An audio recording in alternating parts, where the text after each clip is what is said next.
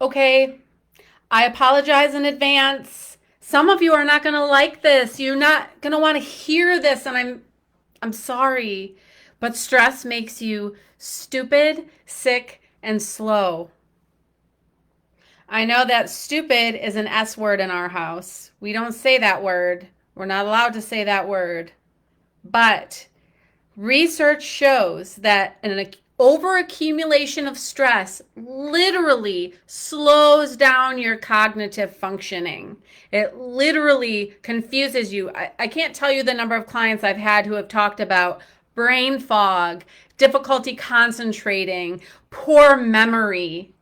Guys, overaccumulation of stress makes you stupid, guys and gals, and sick. So, how often have I heard stomach issues? 9 times out of 10, people who are dealing with stress, anxiety, worry, anxiety, stress, are dealing with some sort of stomach issue. So, overaccumulation of stress makes you sick. Also, an overaccumulation of stress makes you slow. Now, there's some chemical explanations to that. When your stress response is tripped off in your amygdala, that little tiny part in your brain that is like your primitive brain, it actually releases some chemicals into your system, stress hormones called adrenaline and cortisol. Many people are familiar with adrenaline because, we've heard the term adrenaline junkies, and we kind of like look at adrenaline as if it's a good thing. And it can be, because adrenaline and cortisol prompt you to action. But here's the problem with an overaccumulation of cortisol, or an elevated level of cortisol, is that it throws hormones out of balance. Cortisol is a hormone, and so if it's elevated, it's out of balance. But cortisol in balance helps to balance all your other hormones.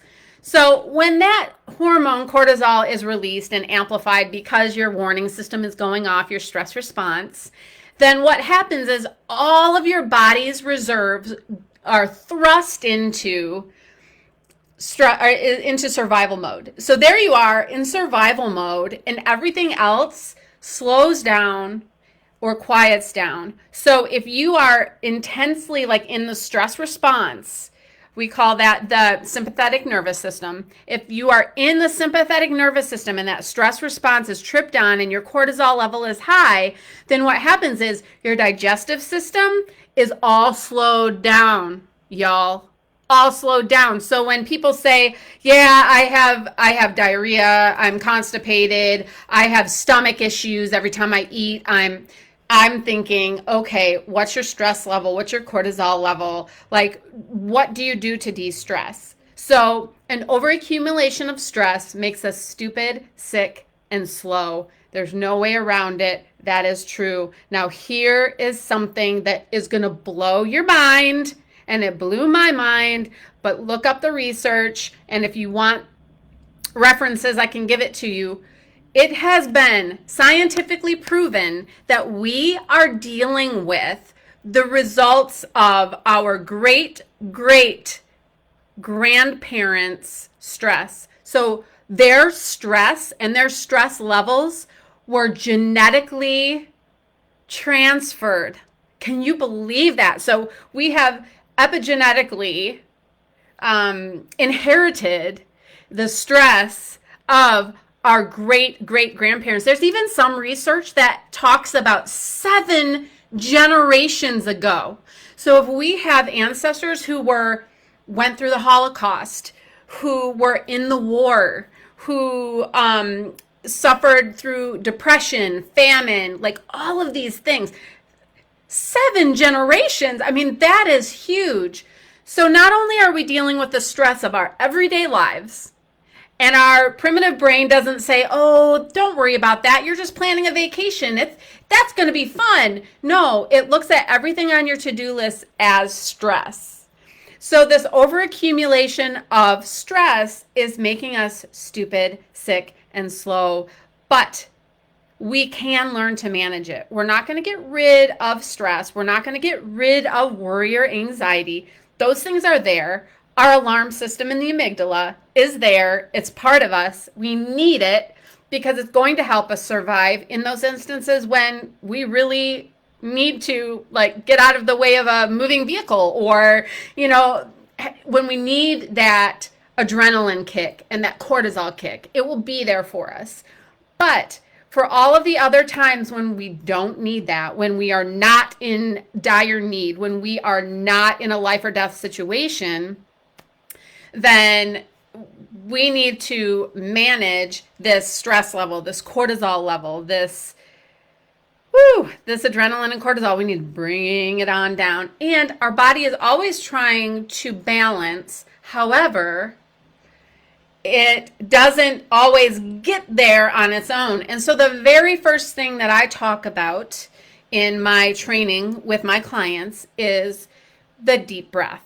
And learning to breathe properly is going to take you out of that stress response, that parasympathetic nervous system, and shift you over, or the sympathetic nervous system, and shift you to the parasympathetic, which is the rest and digest. And that's where we want to be. And so at the end of every day, if we can bring ourselves down, and I encourage my clients always to lay in bed even and have a hand on their abdomen, and to feel your abdomen rise and fall with every breath, and to try to do that like 5 to 10 times every night.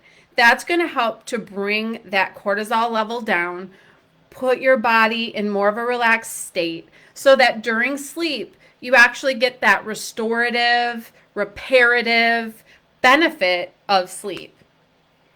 So my friends, don't let stress keep you stupid, sick, or slow. Let's get you feeling better, feeling energized, your mind sharp and focused. And we work to do that in the Joy Life Club. That is my Facebook group. And if you would like more ideas about how to get this under control, please join the group.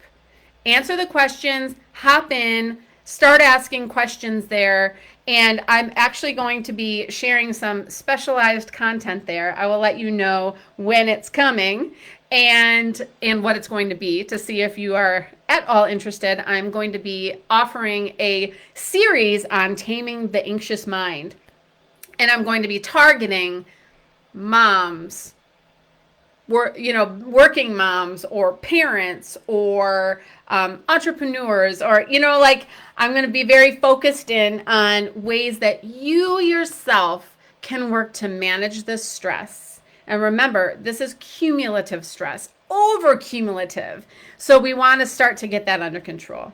All right, you guys, I'm so happy that you stopped and checked this video out, and I hope that it helps. I hope it blew your mind the way it blew my mind, and just really start getting things moving so that you're serious about taking those 10 breaths every morning and every night, and that you just want to see that needle shift in your life, because you don't have to stay stressed this way. It can be better, and I want to help you get there. So I look forward to talking to you again soon. Go to the Joy Life Club. I'll put the link below, and I will talk to you soon. Until then, peace.